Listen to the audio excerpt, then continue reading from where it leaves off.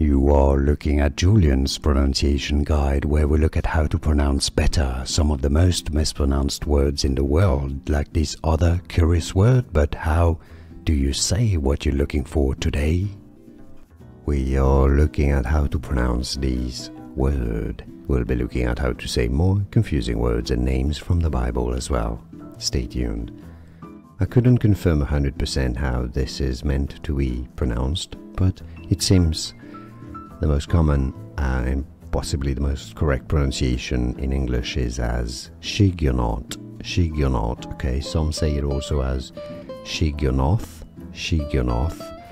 I've heard other pronunciations as well, but Shigionoth seems to be probably the safest way of going about pronouncing this word. And now you know more videos for you here to learn more. Thanks for watching. Here are more videos on how to pronounce more confusing words and names too many mispronounced. Like this video if you found it useful. I appreciate your support. I'll see you soon and thanks for watching.